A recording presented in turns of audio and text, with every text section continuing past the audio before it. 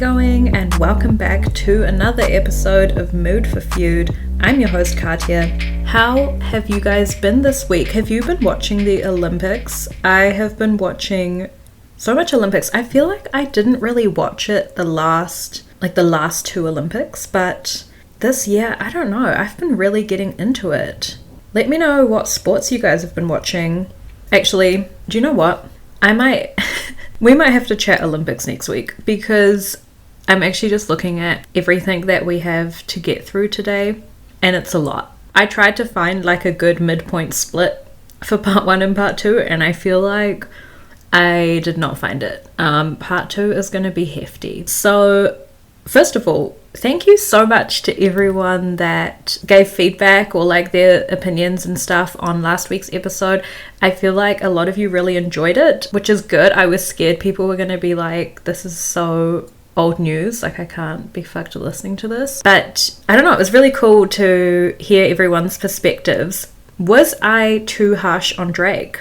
I had a couple of you saying that you could understand why Drake was annoyed with Kendrick over the Control verse because, you know, he was trying to promote new music, and it was also a bit disrespectful seeing as he was the one who made an effort to bring Kendrick into the industry and into the spotlight. So maybe I was a bit too harsh on Drake, but do you know what? I love when you guys call me out like that. I love when you are like, actually, no. This also happened in the Taylor Swift and Kanye episode when I said that I didn't understand why Taylor was so offended by the lyrics in Famous. And then some of you were like, you know what? Here's why. And so I just love that because do you know what? I feel like this is something that catches me out in my personal life as well, where I get confused when people react a certain way to something. Keep freaking checking me and being like, actually, you know what? They had a right to be hurt by that. So I am going to give a little recap of where we left off in part 1, but if you haven't listened to part 1, I heavily recommend that you do so because a lot of the stuff we cover in part 2, the kind of underlying background, I guess, is covered in part 1. So if you haven't done so, make sure you check out part 1. But I'll also give a little recap. So as you might remember, Drake and Kendrick started off as friends.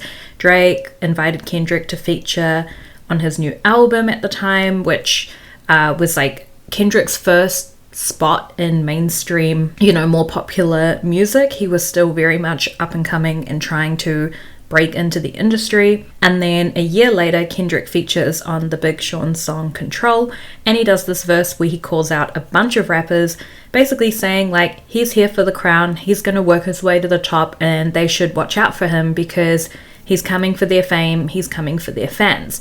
Most of the rappers that he calls out take this like, you know, they either like don't care or they're like understand that it's like a friendly competition type thing. Drake does get a little bit sensitive, but you guys brought up some good points. The fact that he was trying to promote his album at the time, and yet every single interview that he was doing, people just wanted to hear about his reaction to Kendrick's Control verse, and it was like not giving him the space to talk about his new work. Following this, we get a series of little sneak disses that Kendrick and Drake aim at one another. Allegedly, they're not naming each other's names specifically, but we have pretty good reason to believe that these are aimed at one another. And then in 2014, Drake goes on stage at the OVO Fest and he announces that like Kendrick's one of the best in the game, and it's kind of like a bit of a white flag wave, I guess. Maybe he was trying to end the feud rumors that started brewing up. However, shortly after that, Kendrick goes in on him again on another verse, and so the feud doesn't stop there. So that's where we kind of left off, and now we're going to continue. So this might be one of the biggest episodes I've ever like written up, so just get comfortable, okay? Or chuck this baby on 2x speed if you're like, what the fuck, this is way too long. Anyway, let's go.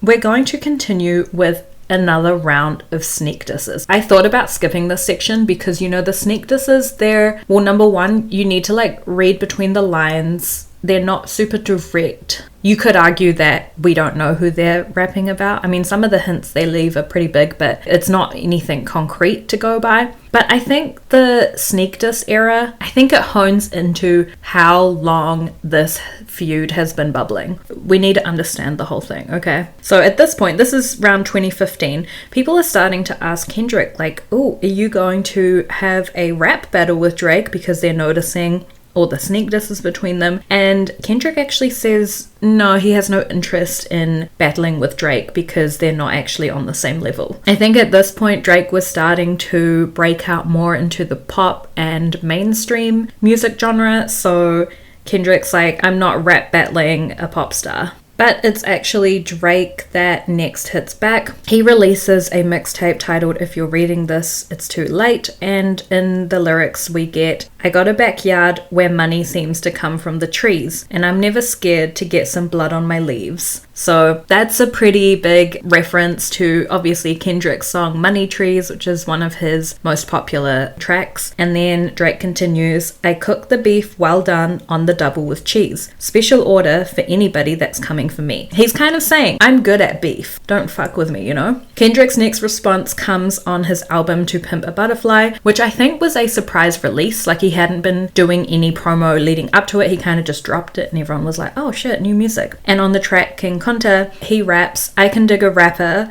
but a rapper with a ghostwriter, what the fuck happened? So he's kind of alleging that Drake doesn't write his own songs. Now, Meek Mills, which is a separate rapper, was one of the first artists to kind of publicly accuse Drake of using ghostwriters. Meek Mills and Drake actually ended up beefing over this themselves, and Drake ended up coming for Meek Mills in a diss track, and a lot of fans really liked this diss track. They thought he had some clever bars in it. They were excited to see Drake getting a little bit petty, you know, like firing back, considering that his feud with Kendrick was being kept so low-key. And then when Meek Mills eventually made his own diss track in response, it just wasn't as good. Like, it just didn't really hit. A lot of the fans were like, he didn't understand the assignment. And I think the general consensus was that Drake won that one. Later, it did actually come out that Drake does use ghostwriters. There was like a reference track that got leaked from one of his ghostwriters. But in the end, most of Drake's fans didn't actually care. And as I said, Drake at the time was getting more into the pop genre compared to hip hop and rap. And so I feel like a lot of people would have been upset if he was still predominantly doing rap, because, you know, half the talent with rap is being able to write your bars and like tell your story, and there's like a sense of authenticity to it, I guess. So if you have a ghostwriter, it's kind of like, well, like, whose fucking story am I listening to? But it is so normal to have ghostwriters in pop. In fact, they're not even called ghostwriters, they're just called songwriters, right? Some really notable ones, like Sia's written music for Rihanna. Obviously now we know Benny Blanco has been writing a lot of songs in the background for some big artists like Justin Bieber. Ed Sheeran writes a lot of music for other artists. So it's like, I feel like in pop, it's just not that uncommon to have other people writing your songs, because half the time it's just like a hook and a chorus anyway, and you're not like telling your whole life story like you are in rap. So all that to say, Drake does actually have ghostwriters, but people just didn't really care, which I can see why. Like, I get it. Drake then went on to feature on the song 100, which is by an artist called The Game. And in this, he raps, I would have all of your fans if I didn't go pop and I stayed on some conscious shit. I would have so many more friends if I lost my success and my confidence. This is kind of him telling Kendrick, like, you're lucky that I went the pop route, because if I stayed in rap, you wouldn't be at the top because I would still be there. And then his lyrics, some conscious shit, that's referring to Kendrick being what's called a conscious rapper, which I didn't know about this term until I looked into this, but it's like someone who raps about social issues and like is like conscious about the world they live in and the like really important societal issues. The music video for 100 is also filmed in Compton, which is obviously where Kendrick is from, so just taking little stabs at Kendrick, like, oh, look at me hanging out in your hometown with all the people who are meant to be on your side, you know? Shortly after, Kendrick features on Dark Side Gone, which is a song by Dr. Dre. He raps, but still I got enemies giving me energy. I wanna fight now. Subliminal sending me all of this hate. I thought I was holding the mic down. This is the riff on Drake's song, the one that's like, I got enemies, got a lot of enemies. And then obviously the reference to subliminal messaging, because essentially this whole time Drake and Kendrick haven't, other than the control verse, they haven't named one another. And they've also publicly never like admitted that they have beef. You know, at one point Drake tries to ease the feud. He gives Kendrick a little shout out in a song, and then when Kendrick drops his album Damn, which was around the same time that Drake dropped More Life, Drake actually shared a screenshot of the Billboard charts showing Damn at number 1 and More Life at number 2, saying that he's really proud to see both of their music doing so well. But again, like, despite Drake publicly seeming to end the beef, Kendrick just continues to sneak diss him. And I don't know, can we blame him? Because if the ESPN stunt that we covered in part 1 with Marcellus Wiley is true, then like I also wouldn't be trusting anything Drake has to say about me publicly, you know? So we continue. Kendrick's mainly dissing Drake about becoming a pop artist and like selling out on rap and hip hop for a more mainstream, palatable and profitable genre. And then Drake's mainly firing back at Kendrick, reminding him of the time that Kendrick was up and coming and that, you know, Drake is the bigger name in the charts. This does also make sense because Drake has definitely had a more consistent career compared to Kendrick. There was like a good 4 or 5 years where Kendrick just like dropped off the face of the earth and no one had any idea where he was or what he was up to. He doesn't really like play the press game as well. Like I said, he kind of like surprise drops some albums, and a lot of his work can be quite experimental or more conscious, I guess. You know, he mucks around with different styles, and some of his work it's not something you can shake your ass to, you know, like it's like something that you listen to get like the story or the words. So it's very different to Drake, who makes like bangers that are gonna play at a club. But again, they're still not naming names, and at the same time that Drake is kind of like putting out these little sneak disses in his tracks, he's also doing interviews and again like commending Kendrick, saying he has so much respect for him as an artist and like all the usual shit, which is a little bit shady if I might say so. And honestly, it's a bit hypocritical. When Kendrick first dropped the Control verse way back in 2013, one of Drake's biggest issues was that he saw Kendrick the next day and Kendrick acted the same, like acted like nothing had ever happened between them, like the Control verse didn't happen, which is a little bit weird. But isn't he kind of doing something similar by like releasing sneak disses and then going on interviews like, I have so much respect for Kendrick, blah blah blah. Like it's giving unreliable narrator. In 2022, Kendrick releases the song Father Time. He does name Drake, and he does also, this is like the first time he addresses or makes mention to the fact that they have a feud. In the song he raps, when Kanye got back with Drake, I was slightly confused. Guess I'm not mature as I think. Got some healing to do.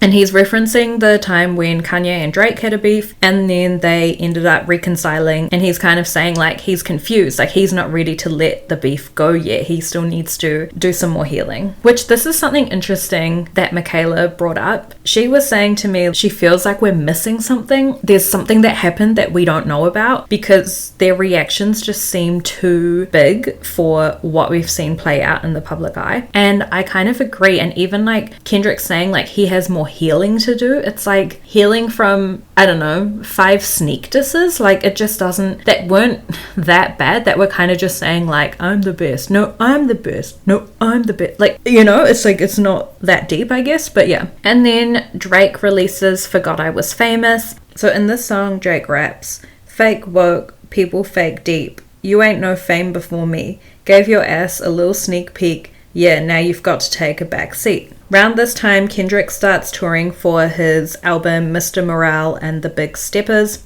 And okay, can I just go on a very little side tangent, side rant here? When I went to Kendrick's concert in 2018, which was for his Damn tour, the tickets were like, they were around 180 New Zealand dollars, which that is expensive, right? But I was a student, I didn't have a job, and it was doable, you know, like I could eat some tuna and rice for the week and make it happen. I went to get tickets for his Mr. Morale and Big Steppers tour, and at this point in time, I was like working full time. The tickets were like, I'm not even joking you, over 500 New Zealand dollars to be in the mosh. That's crazy to me. And then you think back to like when our parents were our age and they described going to a concert for like $30, you know? And I just don't think concerts should be this expensive. You shouldn't need to take a whole fucking loan out to go to a concert. Why are concerts inaccessible? Like, it just... Anyway, when Kendrick is performing as part of this tour in Toronto, Drake actually goes to the show and like posts stories on his Instagram of him being in the crowd and stuff. And some people again see this as him like saying there is no beef, there's no ill feelings between him and Kendrick, like he's still happy to support him, but I just don't trust a thing that this man does publicly.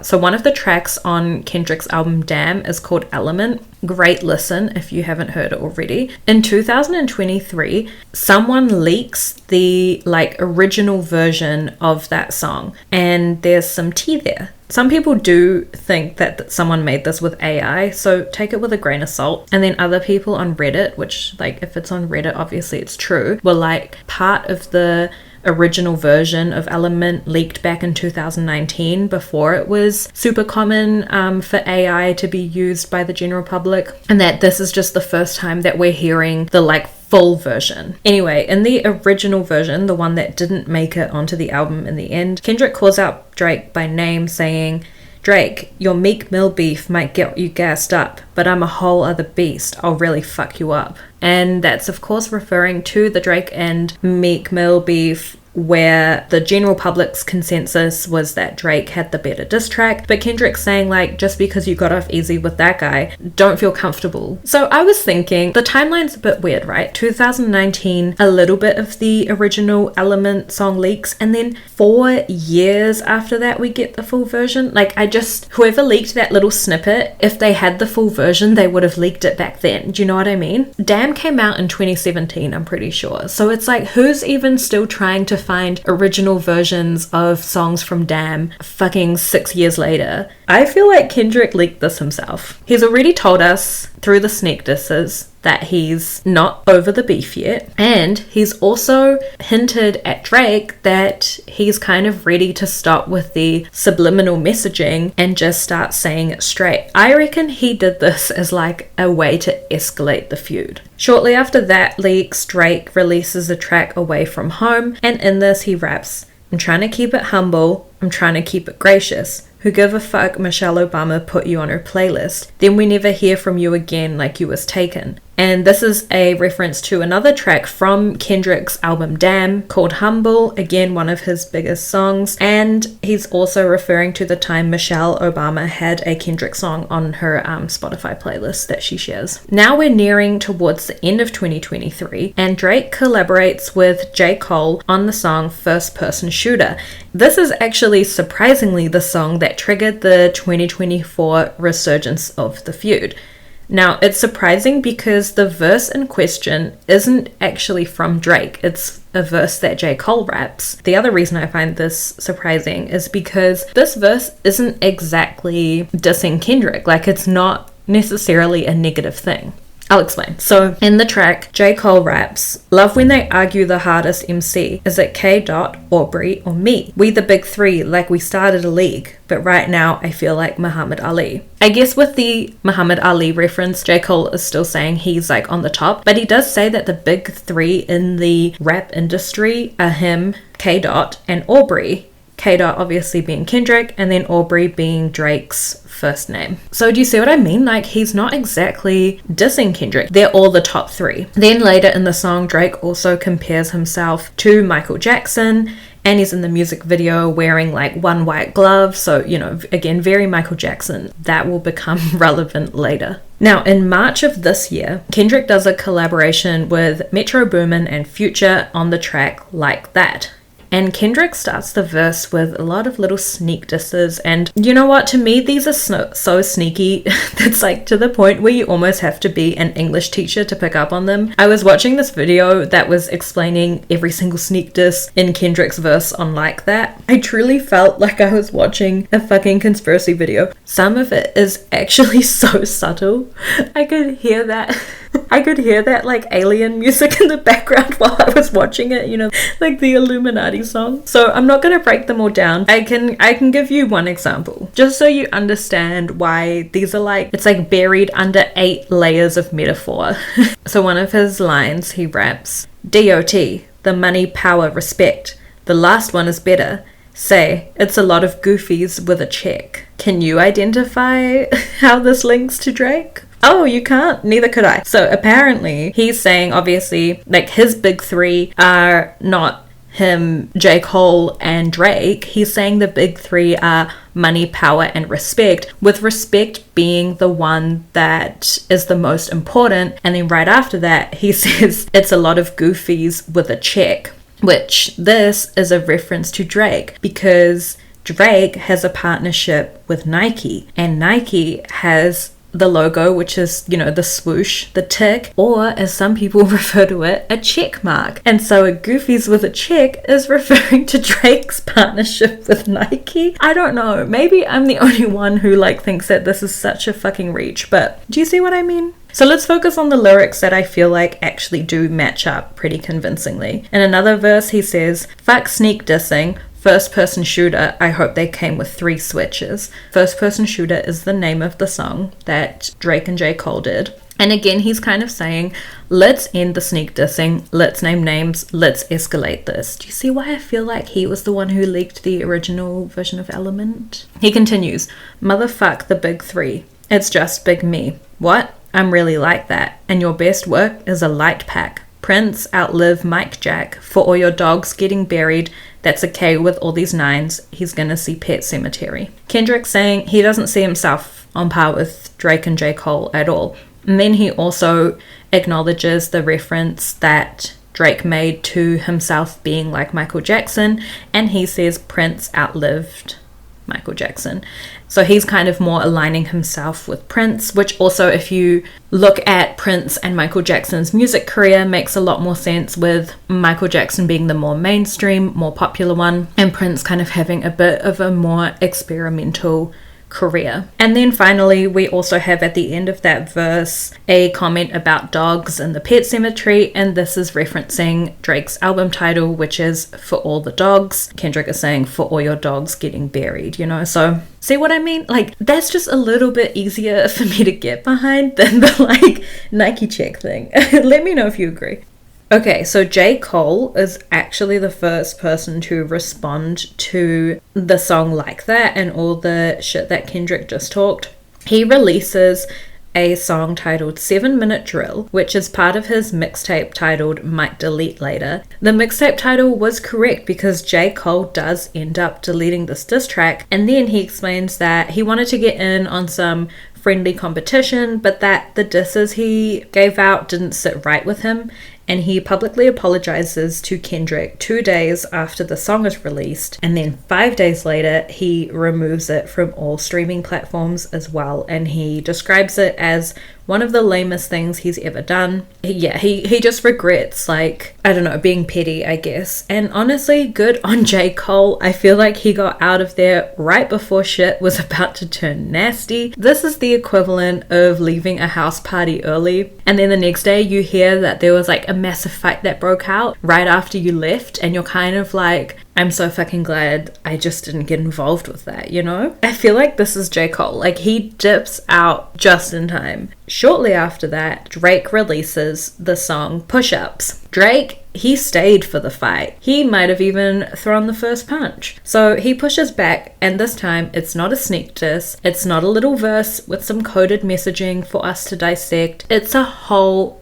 fucking diss track, proper, like, calling Kendrick out, right? Can I just say, I fucking love diss tracks. I don't know what it is about them. I just get so hyped up listening to them. I think it's just satisfying to hear people just going in on one another. I love it. I love the wordplay. I love the subtle little digs. I love the hard-hitting digs. I hope that one day in my life I find myself in a situation where I need to release a diss track. I just think it would be so much fun. So anyway, on April 13th, so the day after J. Cole was like spamming his delete key and issuing this public apology, a demo version of the song leaks.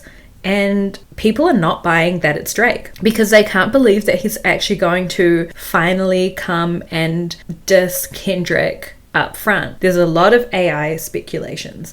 Then Spotify releases a teaser billboard that says hip hop is a competitive sport, Drake is on the way. And then on April 19th, so about a week after the whole J. Cole thing, we get the full song. Yeah, like I said, people weren't expecting this from Drake. Obviously Kendrick's been saying to him for years now, like, let's fucking go, you know. I think people had just given up on thinking we were ever actually going to get some material. I mean, this started back in 2013. It's been like a good 11 years in the making. But in the song Push Ups, Drake doesn't just come for Kendrick, he also comes for Future and Metro Boomin, who were both on the Like That track with Kendrick, and then he also disses The Weeknd, but most of the track is aimed at Kendrick. Drake raps, "You won't ever take no chain off of us. How the fuck you big steppin' with a size 7 men's on?" Which is obviously a reference to Kendrick's album Mr. Morale and the Big Steppers. He's like, big stepper? Bitch, you're 5'5". And look, I don't love dissing men for their height, okay? Because there are so many other things that we can be dissing them for. We don't need to always revert to the height thing. But according to Google, Kendrick is 1.65 m, which, you know, that makes him 1 centimeter taller than me. And if you know me, like, I'm not the tallest. The album cover for Push Ups is also the label of a men's size 7 shoe. He's really going in on the height thing, which is also funny because people say that Drake lies about his own height a lot. So when you're talking shit, it says more about you than it does about the person you're talking about. And yeah, Drake's known for, well, people speculate that Drake lies about his height. Drake continues, "Extortion, baby. Whole career you been shook up, cause Top told you drop and give me 50 like some push-ups. Huh, your last one bricked. You really not on shit. They make excuses for you cause they hate to see me lit. Pull your contract cause we gotta see the split. The way you doing splits, bitch, your pants might rip."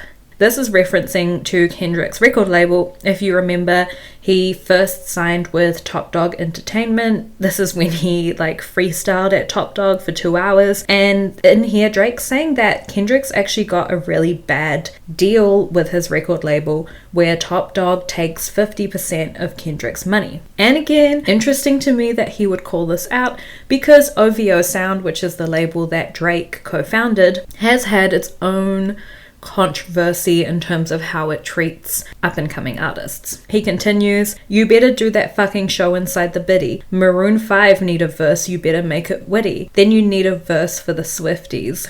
As I mentioned earlier, a lot of Kendrick fans hold on to the fact that Drake quote-unquote sold out to pop. And I guess here he's kind of saying like, well, Kendrick's also willing to do that. And you would do it too for a check, you know? Kendrick has famously rapped for Taylor Swift's Bad Blood, which even when that came out, I was like, this is so weird to me. Like, I just never expected Kendrick to be on a Swift record. Anyway, so yeah, Drake's kind of saying, don't act all high and mighty. You're out here doing the same shit. Drake raps, "You ain't in no big three. SZA got you wiped down. Travis got you wiped down. Savage got you wiped down. Like your label boy, you in a scope right now. And you gonna feel the aftermath of what I write down." So again, we're back to this top 3 debacle. And probably if you're going to go by mainstream popularity in the charts, then I feel like this would track. Like, SZA is super popular in the charts, same with Travis, same with Savage, and again, like, Kendrick hasn't had the most consistent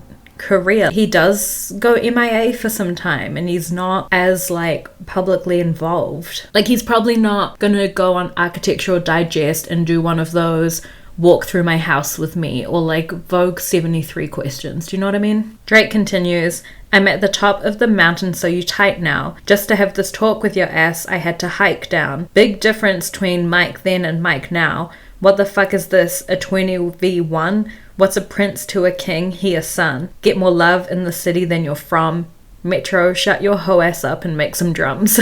The Prince comment obviously referring to Kendrick's previous track where he compared himself to Prince, and what's a prince to a king? He's a son. It's a clever line. It's something that Drake likes to remind Kendrick of, like, I was up top before you, I helped you into the industry. You know, the son reference, I feel like it all plays in with the height digs, Kendrick being little, like, you know, it all kind of plays in. And then at the end there, he does also call out Metro, who again is kind of like beef adjacent because of the work he was doing on Like That. Then we get some more info about the beef in general. Drake says, and that fucking song y'all got did not start the beef with us. This shit's been brewing in a pot, now I'm heating up. I don't care what Cole think, that dot shit was weak as fuck. Now when this comes out, Drake's, very much baiting Kendrick for a response on his social media. But before Kendrick even has the time to release his own diss track, Drake releases a second track. And this one is called Tailor Made Freestyle. And this is released on April 19th, which is 1 week after push-ups. So he kind of gave Kendrick like 1 week to respond and then was like, all right, fuck, we're going in again. Now for this song, Drake used AI generated vocals from Tupac Shakur and Snoop Dogg, which both of these rappers are from the West Coast. As most people I feel like probably know, with the Biggie and Tupac situation, there was like a big East Coast versus West Coast hip hop. They were rivals, right? West Coast artists tend to stick together and East Coast artists tend to stick together.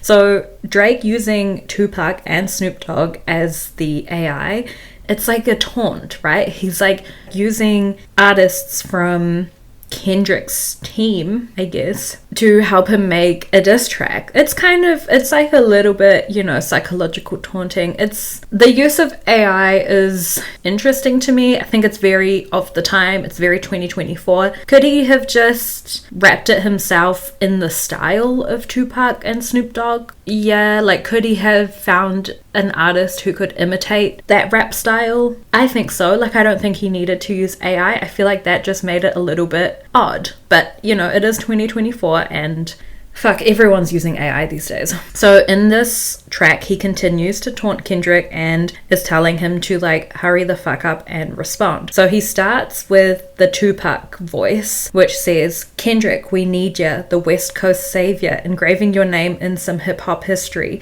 If you deal with this viciously, you seem a little nervous about all the publicity. Fuck this Canadian light skin. We need a no debated West Coast victory. Man, call him a bitch for me. Talk about him liking young girls. That's a gift from me. Okay, I was fucking shook when I first heard this because I do actually think Drake is sus when it comes to his relationship with underage girls. And to me, it was just really weird that he would call himself out like this, So if you have no idea what I'm referring to here, lucky for you, I dedicated 5 minutes of my time to read a listicle of all the creepy things about Drake and teenagers specifically. So, 2009, Drake tweets, quote, if amazing was a young bitch, I'd be going to jail, 'cause I'm fucking amazing. Okay, it's weird, but it's not like we can go to the police with this, but it is just a little bit, it's like an odd joke to make. I think he's about 23 at the time. Then in 2010, a viral video kind of emerges from his concert in Denver where he pulls a 17-year-old on stage. I think, again, he's about 23, 24 at the time. He's kind of hugging her from behind. He kisses her neck. He asks her how old she is. And then she says, I'm 17. And he's like, 17? Why do you look like that? You thick, look at all this. And then continues to kind of talk about how hot she is. And again, this is after he's already done all the kissing and rubbing and which start with the how old are you question. So this obviously made a lot of people uncomfortable. It's a weird video. I couldn't watch the whole thing. I was oh, it's creeping me out just watching him. But this year actually, amid this whole drama, the girl from the video did make a statement saying that,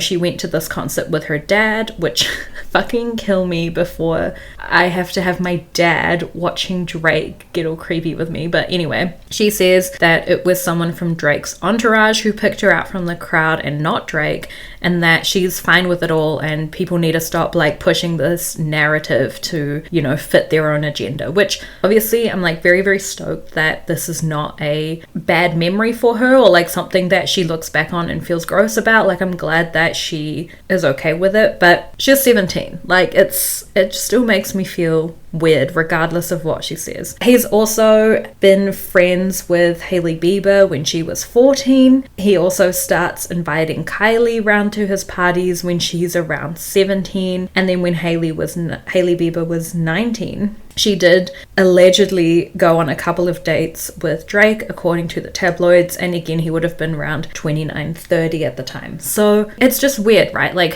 why was he friends with Hailey Bieber when she was 14? Like, what does a 14-year-old have in common with someone in his mid-20s? I'm in my mid-20s now. Some haters might say I'm in my late 20s. But I don't even know how I would meet a 14-year-old that I'm not related to. Do you know what I mean? The circles that I run in, the places that I go, like, I'm not crossing any 14-year-olds, you know? Now, in 2017, this is probably the moment when most people, including myself, started to raise a couple eyebrows.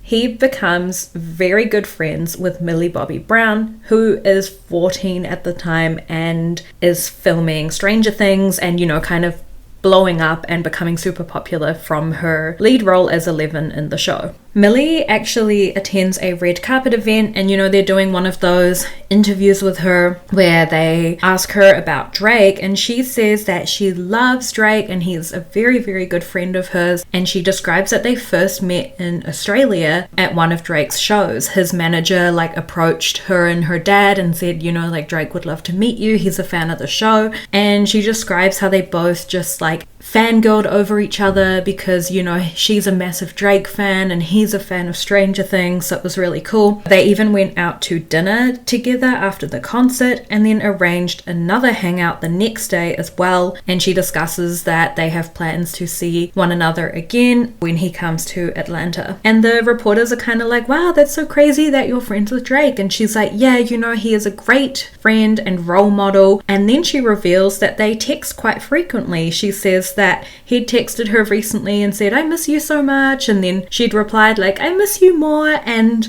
it's actually a bit of a heartbreaking interview because you can just see, like, you know, she's 14 at the time, she doesn't see those red flags, they're not even in her periphery. Do you know what I mean? It's just so odd. And then they kind of ask her like, oh, what do you guys like text about? And she says that Drake gives her a lot of advice about boys. Weird as fuck. Why does Drake, a 30-year-old man, care about the dating life of a 14-year-old?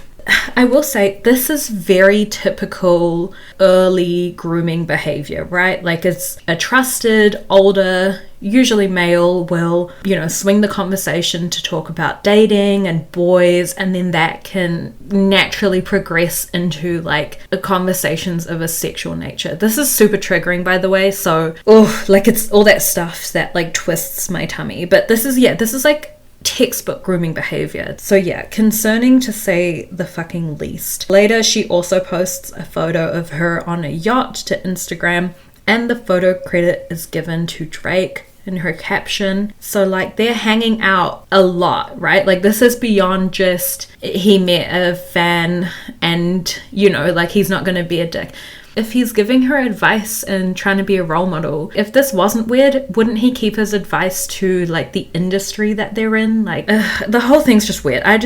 How is her dad not bothered that she's texting a fucking 30-year-old anyway? Then in 2018, so the next year, Millie also takes Drake as a +1 to the Netflix after party. Again, it's just weird. If you were Drake, why would you even want to go? He like goes and hangs out, like she introduces him to all her Stranger Things cast who are also 14 and 15, and obviously they recall the moment in like such a positive light. Like, they're all like, man, it was so awesome getting to meet Drake, like, it's, you know, such a big fan. So Millie does end up making a statement kind of criticizing people for being weird. Like, you know, she says people are making something ugly out of a like perfectly fine friendship, and then Drake also denies that their friendship is anything but that. But I think the worst part is that there is like a little bit of a pattern here. So Alessia Cara, who most notably wrote and sang the song for Moana in 2017, you know, she's 21, so a little bit older, and Drake is 31, and she, you know, gets asked like, oh, who's someone that, you know, famous in your contacts, like the classic question, and she lists Drake. And then Billie Eilish, who is 17,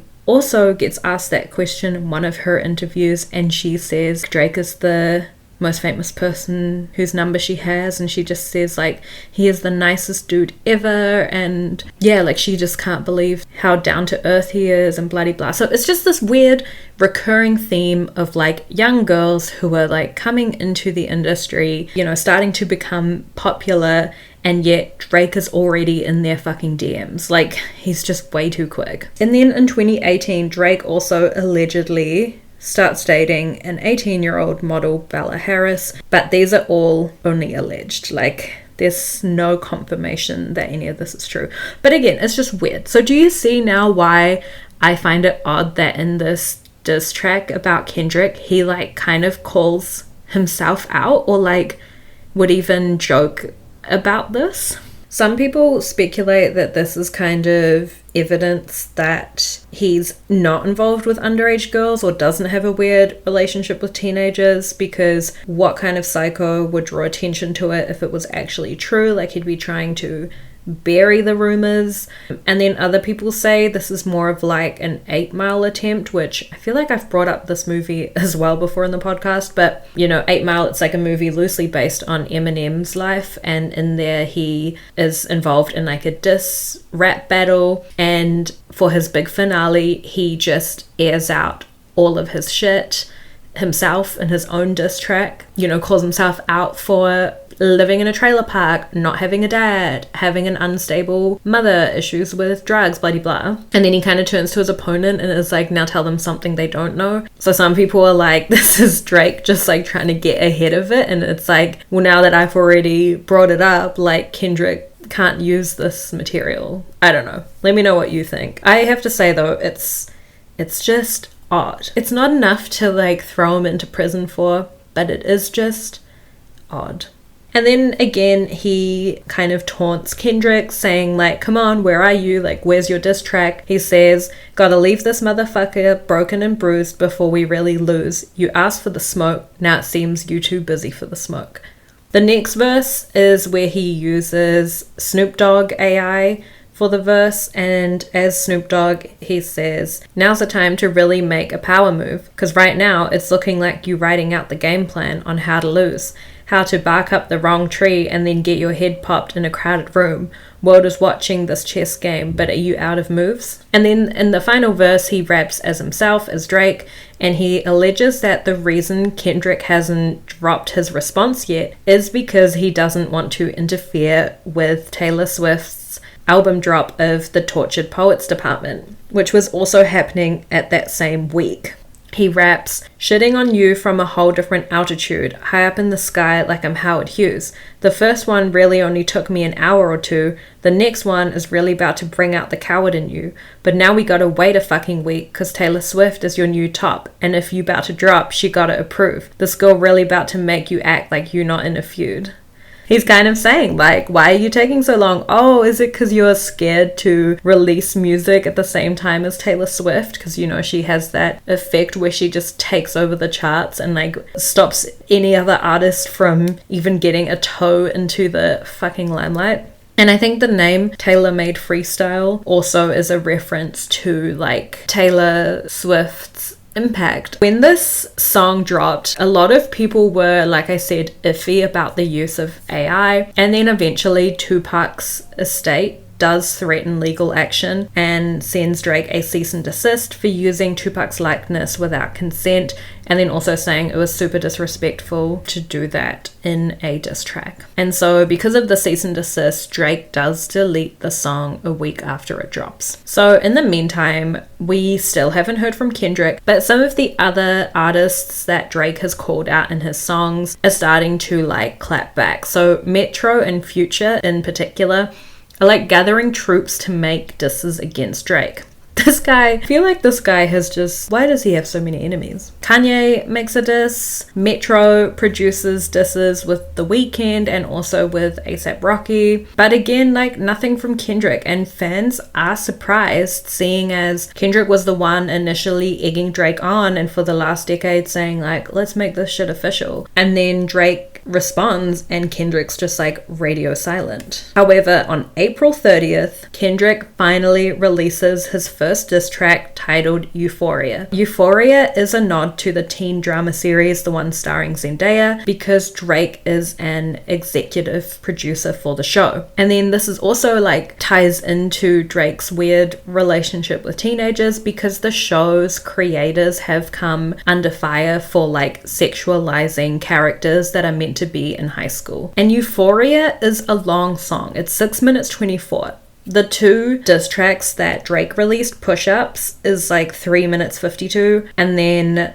Tailor Made Freestyle is 3 minutes 51. So they're like regular songs, whereas Kendrick comes back with like nearly 7 minutes, you know? And the album cover is the dictionary definition of the word euphoria, so again, like making that link to the TV show. In Drake's two diss tracks, he calls out Kendrick's record deal with Top Dog Entertainment, his affiliation to pop music, his height, and then just generic stuff about, you know, his album flopping, him not being as good as Drake, blah-de-blah-de-blah. So like, you know, the disses are good, but it's like, it's not anything that serious. Kendrick on this track goes in on Drake, but like hits him where it fucking hurts. So it starts with Kendrick implying that Drake makes up stories about his upbringing, which, if you recall from part 1, this is a significant sore spot for Drake. The constant debate about whether he grew up poor, the rift between Drake and his dad, where his dad was alleging that Drake just like makes up shit about them having a bad relationship to sell records. Like, this is stuff that Drake has candidly spoken about as being like a sore spot for him. Kendrick raps, "The famous actor we once knew is looking paranoid, and now it's spiraling, you moving just like a degenerate, heavy antic, it's feeling distasteful. Why calculate? You not as calculated. I can even predict your angles. Fabricate stories on the family front, 'cause you heard Mr. Morale. A pathetic master manipulator, I can smell the tails on you now. You not a rap artist, you a scam artist with the hopes of being accepted." He makes a mention there, like, the reason that Drake tries to lie about his upbringing is because he heard Mr. Morale. And Kendrick did have that struggled upbringing. You know, he did grow up poor. He did grow up in tricky family dynamics. So it almost just like makes it worse. Kendrick's kind of like, you're trying so fucking hard to be like me. Kendrick continues, "Know you're a master manipulator and a habitual liar too. But don't tell no lie about me, and I won't tell truths about you." The truths he could reveal about Drake are worse than any lie that Drake could make up about Kendrick. And then he also says, "How many more fairy tale stories about your life till we had enough? How many more black features till you finally feel that you're black enough?" Oh, again, this is like another sore spot for Drake. You know, his father is a person of color and his mum is white, and you know what, like, I'm just gonna say it, the like identity crisis that you have when you're mixed is like crazy. It's crazy for Kendrick to be going in on that, because it can sometimes feel like you're got like one foot in each camp and you don't like truly know what your identity is. And then Kendrick continues and basically says that Drake shouldn't be saying the N-word, you know, like he's not, yeah, I don't know. Another very personal target. Kendrick continues to say that Drake isn't a good dad, which again, if you recall from part 1, this is another like deeply personal sore spot for Drake. He's spoken up quite often about wanting to break the cycle of the bad relationship that he had with his own dad and being like a better dad to his son Adonis. Kendrick continues, "Why would I call around trying to get dirt on people? Y'all think all of my life is rap? That's ho shit. I got a son to raise, but I can see you know nothing about that. Waking them up, know nothing about that. And tell them to pray, know nothing about that. And give them tools to walk through life like day by day, know nothing about that." And then this is the part where Kendrick references the interview with DMX, which we also covered in part 1. I hope you remember, because I did tell you to take note of this, but just in case you forgot, DMX does this interview and they ask him like, "Do you like Drake?" And he says, "I don't like anything about Drake. I don't like his voice. I don't like the way he walks. I don't like his haircut." And then later when Kendrick got asked about this interview, and this is when like him and Drake were meant to be best buddies still, Kendrick said that he found it funny. Anyway, in Euphoria, Kendrick has probably the most famous verse, which is, I'm the biggest hater. I hate the way that you walk, the way that you talk. I hate the way you dress. I hate the way you sneak diss. If I catch a flight, it's gonna be direct. And then he also makes some direct references to Drake's track. He criticizes Drake for making Tupac turn in his grave. And then he also addresses the AI thing, saying, am I battling ghosts or AI? He addresses Cole and Drake's friendship, saying, yeah, Cole and Aubrey know I'm a selfish person. The crown is heavy. I pray they're my real friends. If not, I'm YNW Melly. Oh my god. YNW Melly is the guy that released the song called Murder on My Mind and then later was tried and convicted, I'm pretty sure, for killing 2 of his friends. And then Kendrick addresses Drake's claims that his last one flopped when referring to Kendrick's albums. My first one, like my last one, it's a classic. You don't have one. Let your core audience stomach that. Didn't tell him where you get your abs from. He doesn't elaborate on this where you got your abs from comment yet, but trust, it is coming up. And then he also claims that Drake tried to issue a cease and desist for the Like That record. So that came out end of April, and on the 3rd of May, Kendrick releases his next diss track, 616 in LA, and the title references to some of Drake's timestamp songs, like I think he has one called 5 a.m. in Toronto. And the album cover is of a single black glove. Now, it's pretty obvious just with how this photo looks that the picture is cropped. More on that later. But at the time, people speculate, this could be a reference to the O.J. Simpson case, which famously had that line, if the glove doesn't fit, you must acquit. A lot of people are reading into the 616 reference, which points to Father's Day, but also to Tupac's birthday, but also to a bunch of biblical verses that could apply. But it's also the date that Nicole Brown Smith had her funeral, but it's also the date that Euphoria, the TV show, debuted.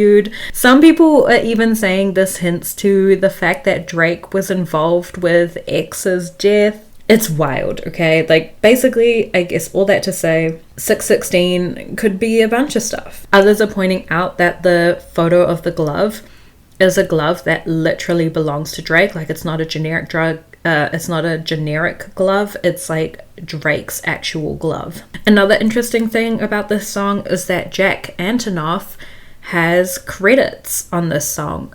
Jack Antonoff is obviously very notably known for producing a lot of Taylor Swift's albums. Drake was bringing up Kendrick's thing with Taylor Swift, and here he's using someone who's like heavily connected to her. I'd say in comparison to Euphoria, there are less direct jabs at Drake in this, but interestingly, Kendrick hints that there are people in Drake's team who are feeding him information. He says, are you finally ready to play Have You Ever? Let's see. Have you ever thought that OVO was working for me? OVO obviously being Drake's record label. And then he continues, fake bully, I hate bullies. You must be a terrible person. Everyone in your team is whispering that you deserve it. And then he later doubles down on this point when he raps, if you were street smart, then you would have caught that your entourage is only to hustle you. 100 people that you got on salary, and 20 of them want you as a casualty, and one of them is actually next to you, and 2 of them are practically tied to your lifestyle, just don't got the audacity to tell you. Fuck. Talk about some psychological taunting there. And then Kendrick alleges that Drake is trying to pay people to dig up dirt on him. He says, it was fun till you started to put money up in the streets, then lost money because they came back with no receipts.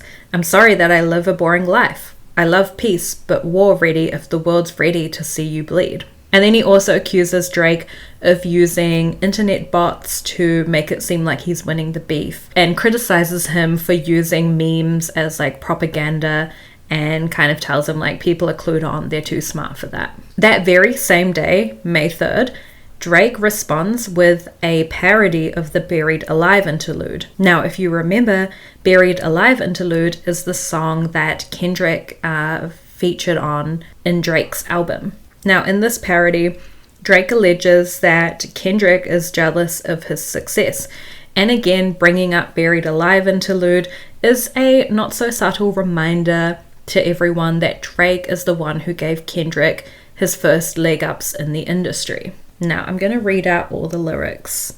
If you were in a pine box, I would shovel dirt on top. I'd play this record on repeat. You always been a bitch to me. If you was in a pine box, I would still be in my spot. For you to make it to the peak, it'd have to be the death of me. Looking in the mirror, still embarrassed. Stop talking how you gon' spare us. React like an infant whenever I am mentioned. It's like you need tension to always get attention. You always said how you want to bury me alive. Jealousy disguised as your motherfucking pride. Took you on your first tour with us trying to catch a vibe. I was headline. You were standing on the side. Brought you and that other hoe along for the ride. First time people lined up for your ass. Now you saying 2 pussy boys getting out of line. You've been hating hard for a very long time. It feels like Twitter ghostwriting your reply. Streets out here talking like, at least he tried. It's how you felt in 2011. Why we wasting time? Dreams come true. This is where you die. Yeah. It kind of slaps, I'm not gonna lie. And the fact that it was like the Buried Alive interlude, it just almost makes it that much better. And I guess that other little hoe that he took on tour that he's referring to is A$AP Rocky. So Drake's really not holding back, like he's coming for them all. Shortly after he drops that on his Instagram, he also releases his next diss track titled Family Matters. And this one is 7 minutes 36 seconds. So like he's done with the little short diss tracks. Drake is like matching Kendrick's speed here. In this track, he calls out several rappers. Like I said, he's coming for everyone. He calls out Future, Rick Ross, A$AP Rocky, Kanye, Metro, Pharrell Williams, The Weeknd. You know, we're focusing on the Drake and Kendrick feud, but in the background, Drake is feuding with a lot of people at this point. Metro is like rallying the troops together. There's a lot of diss tracks coming for Drake from the other artists at the same time that this is all going down. So he tries to address all of them in this one track, which some critics were like, yeah, you know, like what else was he meant to do? And others kind of said like it would have been better if he curated it a bit more. It just got a bit messy and people were struggling to keep up, like who is he talking about now? But obviously we're going to focus on the verses that are aimed at Kendrick. I mentioned earlier that Kendrick is known for being like a conscious rapper, but here Drake calls Kendrick's activism disingenuous. He says, out here begging for attention, say please, always rapping like you about to get the slaves free, just acting like an activist, it's make-believe, but you won't even go into your hood and plant money trees. Yeah, when you're trying to sell records, you're like the best activist out there, but how often do you go back to Compton and like, you know, give money to the hood that you grew up in? And then Drake also goes in on Kendrick's relationship with his fiance, Whitney Alford. Kendrick and Whitney have been together since they were like in high school. Drake raps, you the black messiah wifing up a mixed queen and hit vanilla cream to help out with your self-esteem. On some Bobby shit, I want to know what Whitney need. All that puppy love was over in your late teens. And then he continues to talk about Kendrick and Whitney's relationship and also alleges that Kendrick isn't the dad of one of his kids. He says, you a dog and you know it, you just play sweet. Your baby mama captions always screaming, save me. You did her dirty all her life, you trying to make peace. I heard that one of them little kids might be Dave Free. And Dave Free is connected to Kendrick through the Top Dog Entertainment label. Dave was the in-house producer at the time that Kendrick signed with them. And then later Dave became one of the co-presidents of Top Dog Entertainment, which then effectively also made him Kendrick's manager at the time. So the two go way back. Drake continues, because if your GM is your BM secret BD, then this is all making plenty fucking sense to me. Which GM referring to general manager being Dave Free, BM baby mama, and then secret baby daddy. Yeah. He's basically saying like, one of your kids isn't yours, it's Dave's. And then he throws more digs at Kendrick's height, saying, he always said I overlooked him, I was staring straight. These bars go over Kenny head no matter what I say. I know you like to keep it short, so let me paraphrase. It's just so petty. He addresses Kendrick's claims that Drake requested a cease and desist for like that. He says, A cease and desist is for hoes. Can't listen to lies that come out of your mouth. You called the Tupac estate and begged him to sue me and get that shit down. And then we get another reference to J. Cole's top 3 comment. Drake says, you write about fuck the top 3. It's only Big D and there's video proof. Drake the snake! Then things get a little bit dark. Drake alleges that Kendrick is physically abusive to Whitney. He says, we get it, you like to put gin in your juice. We get that you think that you bishop and juice. When you put your hands on your girl, is it self-defense because she's bigger than you? He continues, they hired a crisis management team to clean up the fact that you beat on your queen. God, this is like stomach twisting stuff, right? And then he continues to take digs at Whitney and Kendrick's relationship. Your back is up against the curb, you digging for dirt, should be digging for proof. Why did you move to New York? Is it because you're living the bachelor life? Proposed in 2015, but don't want to make her your actual wife. I'm guessing this wedding ain't happening, right? Because we know the girls that you actually like. Your darkest secrets are coming to light. It's all on your face, like what happened to Mike. Another reference to Michael Jackson and his vitiligo. He continues, oh shit, it's all making sense. Maybe I'm Prince and you actually Mike. Michael was praying his features would change, so people believe that he's actually white. Top would make you do features for change, get you on pop records and rap for the whites. Again, referencing that Top Dog makes Kendrick feature on the likes of Taylor Swift's songs for money. And then Drake ends the song by saying there's nothing Kendrick can say to bother him, and in his mind the feud's already over and he's already won. Drake also releases a music video along with this song, which is kind of crazy. Like, when did he have time to be doing all this? And in the music video we see a van which very closely resembles the van that's on the album cover of Kendrick's deluxe version of Good Kid, Mad City. And in this music video, the van is like getting taken to a metal scrapyard and getting wrecked. We also see a couple of cakes. One has the writing Happy Co-Parenting on it. The other one says Happy Divorce.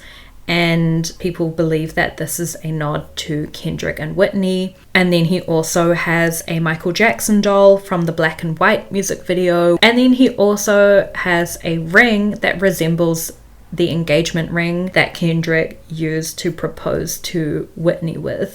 So, yeah. Drake might have ended that song saying he thinks he's won the feud, but 45 minutes after he drops Family Matters, Kendrick releases his next diss track. Kendrick had that locked and loaded, ready to go. His finger was hovering on the release button, just waiting to see if Drake was going to heed his warning in 616 in LA. And then as soon as Drake ignored it, he's like, boom, release. The song is titled Meet the Grahams, which it's pretty incredible that it matches up so well with Drake's song that's titled Family Matters. And then here we have Meet the Grahams, obviously referring to Drake's family. But again, it was released 45 minutes after. Like, I don't think he had much time to continue working on it. It's just one of those things that worked out, I guess. Before we even get into the lyrics, let's talk about the album art. So remember the glove photo that was the album cover for 616 in LA? So this time we get to see an uncropped version of the glove photo, and we see what was around the glove. So the photo depicts like a glove and then a bunch of items around it, including prescription medication that has Aubrey Graham's name on it. There's one for Ozempic, which is a drug for diabetes, but in the celebrity sphere, it's more commonly taken for weight loss. I think this links back nicely to the comment about the abs. You know, your fans don't know where your abs come from. And then here we've got a prescription for Ozempic in Aubrey Graham's name. And then we also have a prescription for Ambien, which is a medication to help with insomnia, but is unfortunately also like used as a date rape drug. So read into that what you will. We have a bunch of receipts. One of them is for the ring that Drake wears in the Family Matters music video, the one that resembles the engagement ring. We also have a jeweler's business card from the jeweler who created the bedazzled dog leash that Drake has in the First Person Shooter music video. So it seems to be a bunch of items that are personal items of Drake's. Now remember how in 616 Kendrick tells Drake there are people on the inside snitching on you? You know, if that's actually true, then this photo being of like some of Drake's personal belongings would confirm this. Interestingly, the photo is still cropped. There's like a baggie in the top left corner.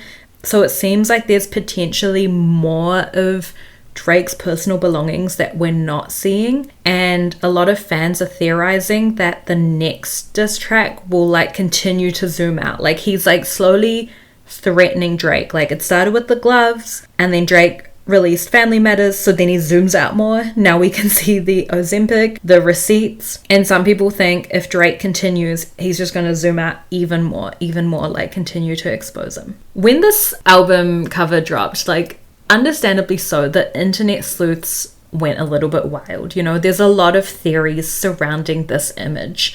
Some people say these are items that were stolen from Drake's dad's suitcase. It's unsubstantiated, and again, it's like, why would Drake's dad have Ozempic prescribed to Drake? Like that doesn't really make sense. Some people think Kendrick just like made a collection of things to look like they're Drake's personal items, but they're actually just fakes. Some people think that Drake purposefully planted these false items and fed this misinformation to Kendrick's team. And some people think these just are Drake's personal items, and it's evidence that Kendrick wasn't lying when he said that Drake had a mole in his entourage. Let's get on to the lyrics. Now, this song, Meet the Grahams, it's so fucking brutal. Basically, Kendrick is writing like letters to people in Drake's family, addressing them directly. I'm gonna read out all the letters. Settle in, like we're going through all the words. Let me pause actually. I need a cup of tea for this. Okay, let's get into the first verse, which is also like the first letter, which Kendrick addresses to Adonis, Drake's son, which by the way is diabolical. Okay. Dear Adonis, I'm sorry that man is your father. Let me be honest. It takes a man to be a man. Your dad is not responsive. I look at him and wish your grandpa would have wore a condom. I'm sorry that you gotta grow up and then stand behind him. Life is hard, I know. The challenge is always gonna beat us home. Sometimes our parents make mistakes that affect us until we're grown. And you're a good kid that needs good leadership. Let me be your mentor since your daddy don't teach you shit. Never let a man piss on your leg, son. Okay, pause. That line there, never let a man piss on your leg, son, is referring to an interview, I think, that T.I. did. And he claims that one of his friends pissed on Drake's leg, like back in 2010. I don't know why. Okay, unpause. Either you die right there or pop that man in the head, son. Never fall in the escort business, that's bad religion. Please remember you could be a bitch even if you got bitches. Never code switch, whether right or wrong, you a black man. Even if it don't benefit your goals, do some push-ups, get some discipline. Don't cut them corners like your daddy did, fuck what Ozempic did. Don't pay to play with them Brazilians, get a gym membership. Understand no throwing rocks and hiding hands, that's law. Don't be ashamed about who you with, that's how we treat your moms. Don't have a kid to hide again, be sure. 5% will comprehend, but 95 is lost. Be proud of who you are, your strength come from within. A lot of superstars, that's real, but your daddy ain't one of them. And you nothing like him, you'll carry yourself as king. Can't understand me right now, just play this when you 18. My gosh. That's heavy, right? Oh. The next letter is addressed to Drake's parents, Sandra and Dennis. Dear Sandra, your son got some habits. I hope you don't undermine them, especially with all the girls that hurt inside this climate. You're a woman, so you know how it feels to be in alignment, with emotion, hoping a man can see you and not be blinded. Dear Dennis, you gave birth to a master manipulator. Even using you to prove who he is a huge favor. I think you should ask for more paper and more paper and more paper. I'm blaming you for all his gambling addictions. Psychopath intuition, the man that liked to play victim. You raised a horrible fucking person. The nerve of you, Dennis. Sandra, sit down. What I'm about to say is heavy. Now listen. Your son's a sick man with sick thoughts. I think people like him should die. Him and Weinstein should get fucked up in a cell for the rest of their life. He hates black women, hypersexualizes them with kinks of a nympho fetish, grew facial hair because he understood being a beard just fit him better. He got sex offenders on OVO that he keeps on a monthly allowance. A child should never be compromised, and he keeping his child around them. And we gotta raise our daughters knowing there's predators like him lurking. Fuck a rap battle. He should die so all these women can live with a purpose. I've been in this industry 12 years. I'ma tell you one little secret. It's some weird shit going on, and some of these artists be here to police it. They be streamlining victims all inside of their home and calling them Tinder, then leak videos of themselves to further push their agendas. To any women that playing his music, know that you're playing your sister, or better, you're selling your niece to the weirdos, not the good ones. Cat Williams said get the truth, so I'ma get mines. The embassy about to get raided too, it's only a matter of time. Hey LeBron, keep the family away. Hey Curry, keep the family away. To anybody that embody the love for their kids, keep the family away. They looking at you too if you standing by him, keep the family away.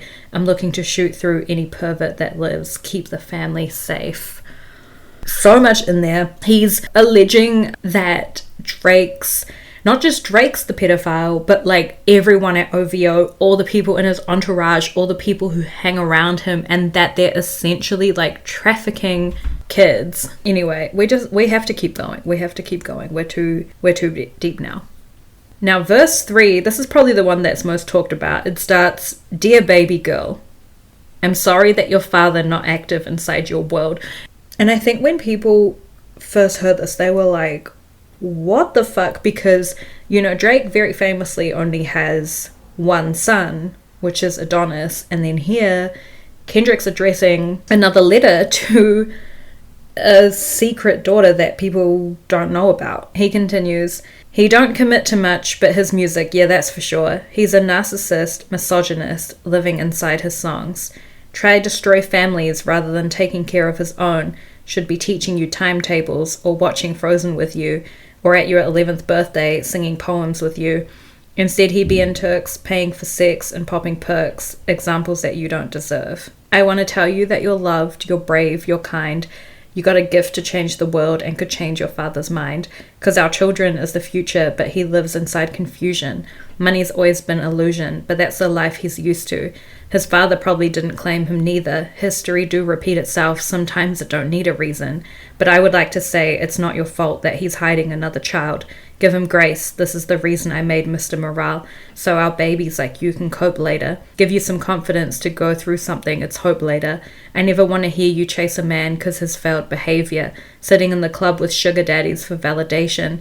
You need to know what love is, eternity and trumps all pain. I tell you who your father is, just play this song when it rains. Yeah, he's a hit maker, songwriter, superstar, right? And a fucking deadbeat that should never say more life. Meet the Grahams. Oh! Now his last letter or verse is addressed to Drake directly. Dear Aubrey, I know you're probably thinking I wanted to crash your party, but truthfully I don't have a hating bone in my body. This is supposed to be a good exhibition within the game, but you fucked up the moment you called out my family's name. Why you had to stoop so low to discredit some decent people? Guess integrity is lost when the metaphor doesn't reach you. And I like to understand, because your house was never a home. 37, but you showing up as a 7-year-old. You got gambling problems, drinking problems, pill popping and spending problems. Bad with money, whorehouse, soliciting women problems. Therapy's a lovely start, but I suggest some ayahuasca. Strip the ego from the bottom. I try to empathize with you, because I know that you ain't been through nothing. Crave entitlement, but want to be liked so bad that it's puzzling. No dominance, let's recap moments when you didn't fit in. No secret handshakes with your friend, no cultural cachet to binge, just disrespecting your mother. Identities on the fence, don't know which family will love you. The skin that you're living in, it's compromised in personas. Can't channel your masculine even when standing next to a woman. You body shamer, you gon' hide them baby mamas, ain't ya? You embarrassed of 'em, that's not right, that ain't how mama raised us. Take that mask off, I wanna see what's under them achievements. Why believe you? You never gave us nothing to believe in. Because you lied about religious views, you lied about your surgery, you lied about your accent and your past tense, all is perjury. You lied about your ghostwriters, you lied about your crew members. They all pussy, you lied on them, I know they all got you in them. You lied about your son, you lied about your daughter, huh? You lied about them other kids that's out there hoping that you come. You lied about the only artist that can offer you some help. Fuck a rap battle, this a long life battle with yourself. I truly don't know what to say about that. I mean, this is probably around the time where the feud like stops being fun for me and actually just starts to leave a bad taste in my mouth. Like, this is beyond rap battling now, which he does say. He says this isn't a rap battle, this is a battle with your life. But like, come on. Understandably, when this dropped, people's jaws were on the floor. Like, where was the internet even meant to start? Do we verify the photo in the album art? Do we try to find Drake's alleged hidden daughter? Do we follow up on the OVO sex trafficking allegations? Do we verify Drake's gambling and drug addictions? The internet was rightfully going bonkers. And remember, this dropped only 45 minutes after Drake's Family Matters, and so a lot of people didn't really spend any time with Family Matters, Drake's diss track. They didn't have the time because this came out, and the allegations that Kendrick was making against Drake were so serious and so massive, people just lost track, right? Some people have criticized, like, why didn't we spend more time on the abuse allegations that Drake made about Kendrick? Because, you know, that's incredibly serious if those are true. I tried to do some digging. I wanted to see if anyone could find any kind of something to substantiate Drake's claims. I wasn't able to find anything, which again doesn't mean it didn't happen, right? Especially when it comes to rich men in Hollywood. I take the guilty till proven innocent approach, so we'll never know for sure unless, you know, Whitney comes forward. But at least as far as the internet sleuths went, no one's been able to like find a police report, or, you know, sources close to Kendrick have never confirmed that he's violent. Yeah, I mean, obviously I hope it's not true, right? Like, that's fucking awful, but it's tricky, and I feel like the criticism is fair. People didn't spend a lot of time trying to figure out whether Drake's claims were true, because this monster of a diss track, if you can even call it that, came out, and then everyone was sidetracked. I hope it's not true. That's terrible. Ideally, I hope that none of these things that they're saying about each other is true. Like OVO running a fucking minor sex trafficking ring. Like, I hope that's not true. That's terrible. Let's continue. This is so heavy now. It's like, it started off so fun and like, hee hee, let's call each other out, the big three. And now it's like, it's not fun. Kendrick wasn't done there. The next day, he drops his next diss track titled Not Like Us, and everyone was kind of hoping he would further uncrop that photo of the glove, but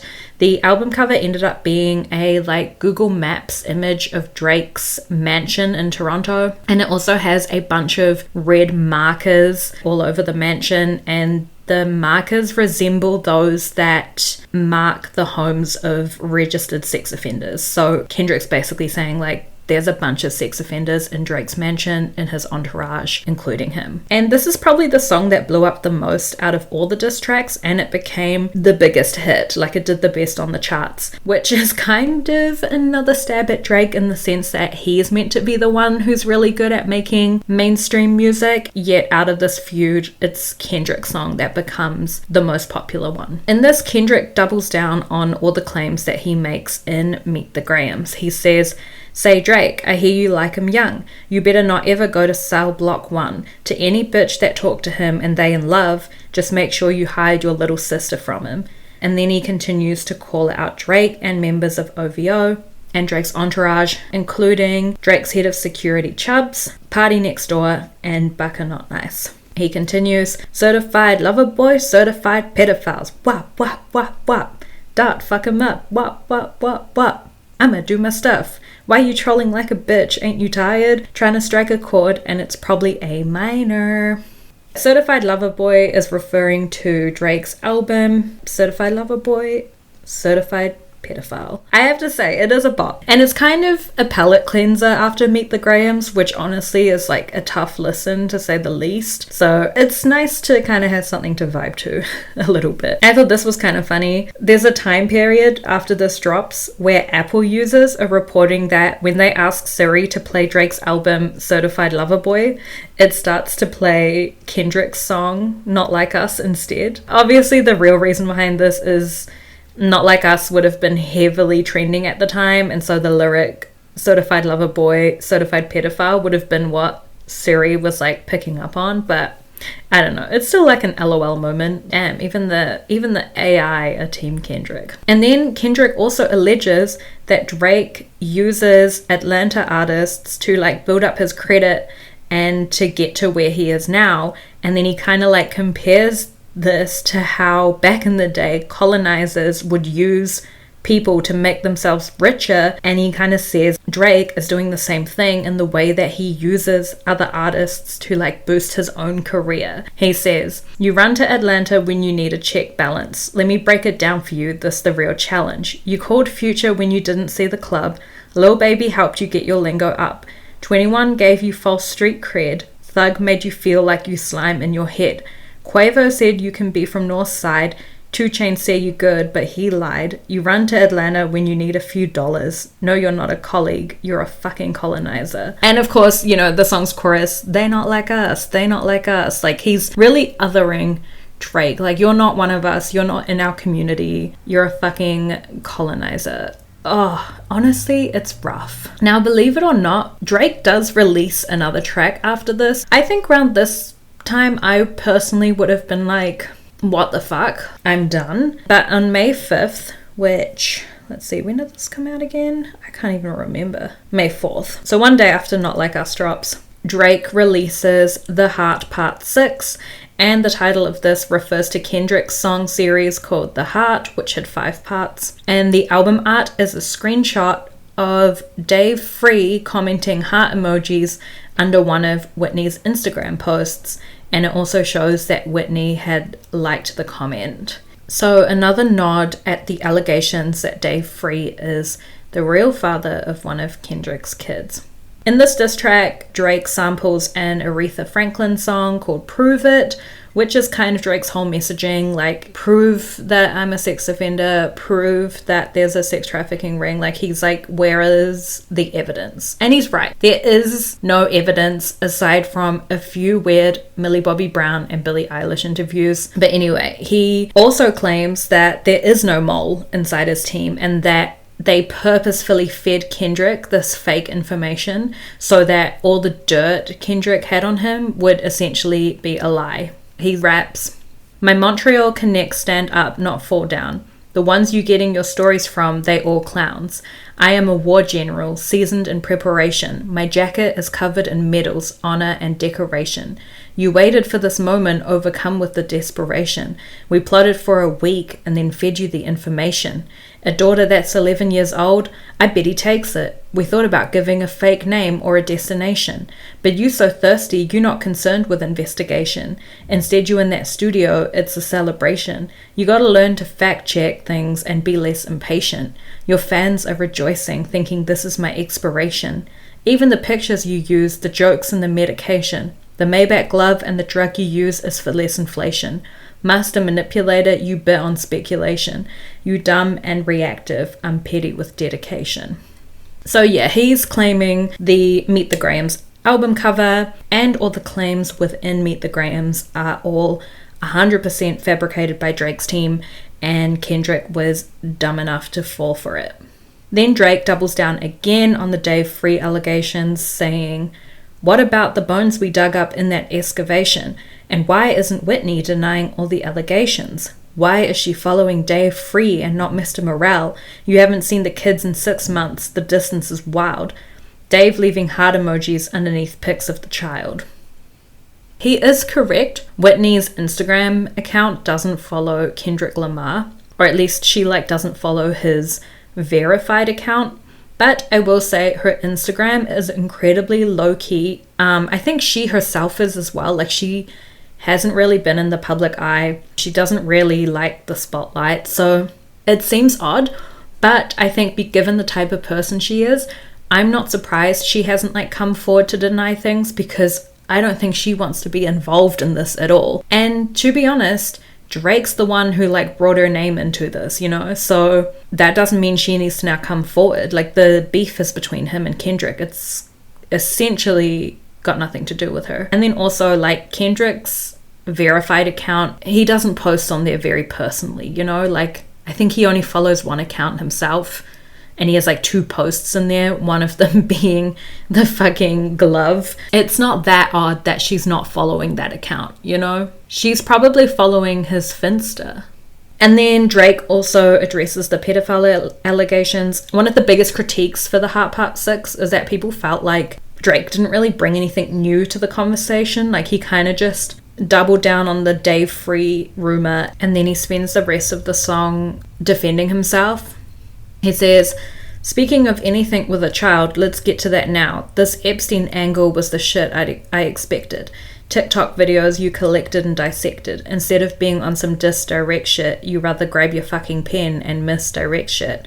My mom came over today and I was like, Mother, I, wait a second. That's the one record where you say you got molested.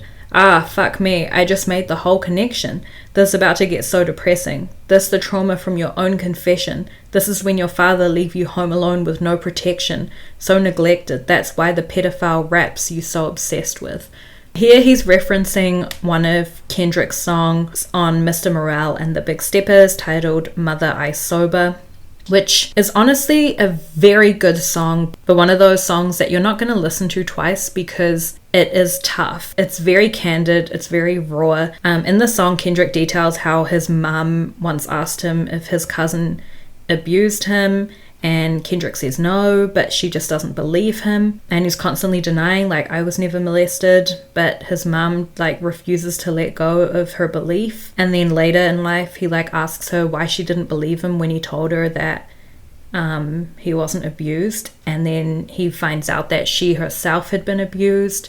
And so it's like her passing on that trauma, and it's incredibly heartbreaking. If you haven't, go and listen to it. I have to say, like, Drake referencing this particular track in this diss track, it just doesn't paint him in the best light, in my opinion. But also, he gets it wrong, right? Because the whole point of Mother I Sober was that Kendrick wasn't abused. But now here Drake's kind of trying to say, oh, you were abused, that's why you're so obsessed with me being a pedophile. Like, you're perpetuating your own trauma and dumping that narrative onto me. I get like the angle he's trying to play here, but out of all of Kendrick's songs, like, this isn't the one to double down on. Go and have a listen. It's incredibly triggering for obvious reasons, but like, it's worth listening to. Drake continues, "I don't want to diss you anymore. This really got me second guessing.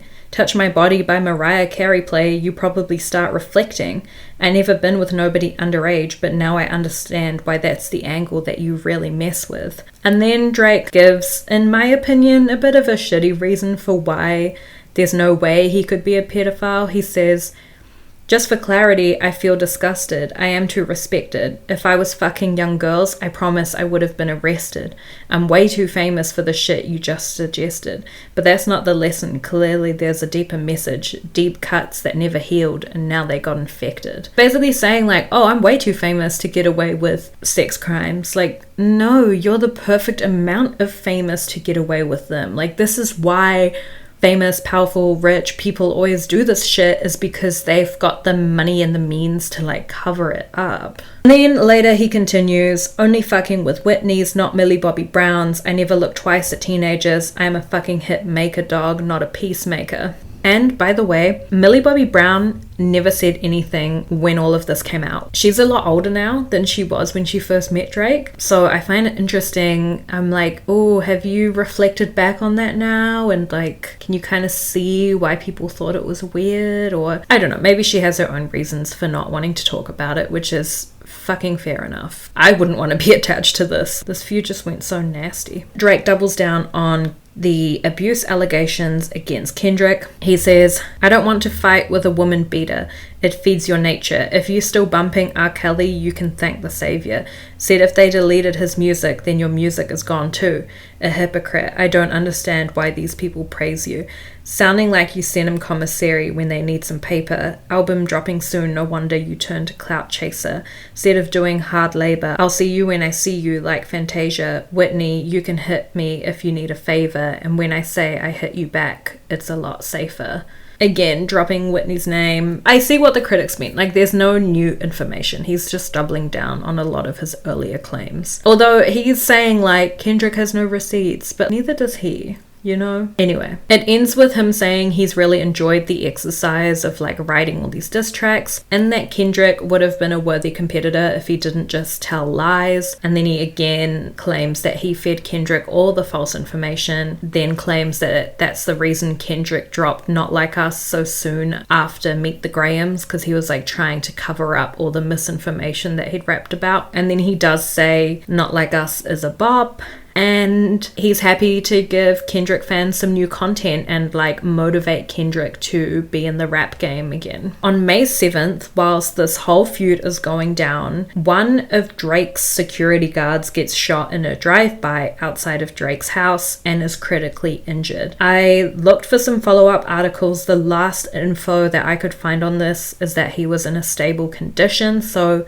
hopefully that means that the security guard lived, because that's just so fucking awful. And the police said like they can't really confirm whether or not the drive-by shooting is related to the feud at all, but the timing is obviously sus. And I don't want to point fingers here, but especially with Drake's address being on the Not Like Us album cover, you know, that's some like pretty personal information. Like a lot of Drake fans already knew his address and like knew about this mansion, you know, like it's not like it was a super private house, but it's just never good to like put someone's address on blast, right? Then in June, so 1 month after all of these diss tracks came out, Drake actually removes his Instagram post that was promoting The Heart Part 6. And so people again are kind of like, okay, Drake's like ending the feud. He's like ready to move on. But meanwhile, Kendrick that same month was doing a pop-out show in California on Juneteenth. And to close out his show, he performed Not Like Us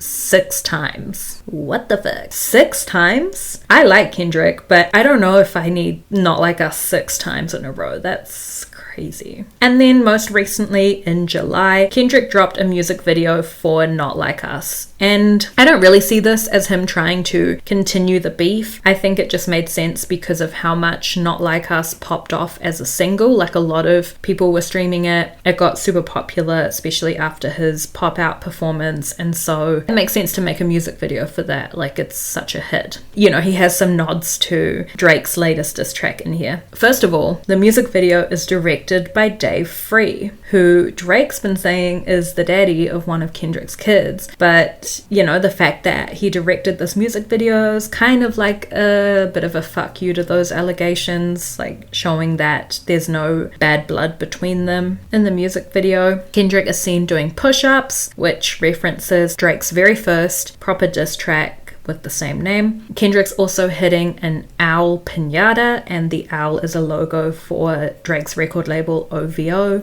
And the video also has a disclaimer saying no OVOs were harmed during the making of this video. In one part of the music video, it shows Kendrick and Whitney and his kids dancing in like a family style lounge. Again, just like showing that Drake couldn't come between their family dynamic. It's pretty cute, and can I just say, Whitney is such a good dancer. She's just so natural, you know? But it's cute. It's like they're just having fun as a family together. The video also features Top Dog, who Drake accused of exploiting Kendrick. And the video also features an all West Coast cast of dancers, and the head choreographer LaDonna is also a Compton native, and she said that the whole point of the choreography and having like an all West Coast cast was to showcase Compton's culture, which to me seems to be disputing those claims that Drake made that Kendrick never does anything for his community. And I'm sure you're as pleased as me that that is the end of the feud.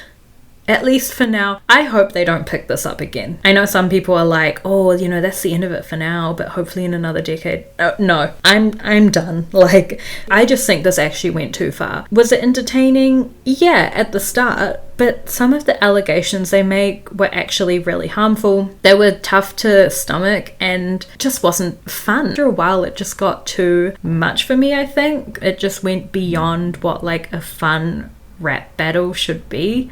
I also came across a lot of think piece articles about how Drake and Kendrick are weaponizing women's pain to win a rap feud, and I kind of agree with that. Like, it is a bit icky the way that Drake throws Whitney's name into it all and paints her as this abuser because it's a good jab to throw at Kendrick, like not because he actually cares about her safety and like wants to, you know, rally her out of that situation, but it's just like a fuck you to Kendrick. And you know, Kendrick does the same thing, bringing up all the sex trafficking, sex with minor allegations. But again, like, are you doing anything behind the scenes to like advocate for their rights if you truly believe that's what's going on inside of Drake's home? This is just a convenient little jab for you to throw to win a rap battle. There's a lot of things wrong with this and only a few things right, I think, is where I kind of land with it. And also, I truly hope they never speak to one another again. I hope they never make another sneak diss. Like, I don't need this reignited. If you made it to the end of this episode, thank you so much for listening and well done. This was probably one of the biggest episodes I'll ever do. I don't typically love to talk for this amount of time in a row, and like my voice is literally gone. There was just too much that I couldn't leave out. Do you know what I mean? Like, we had to hear it all. But I hope you still enjoyed the episode. I would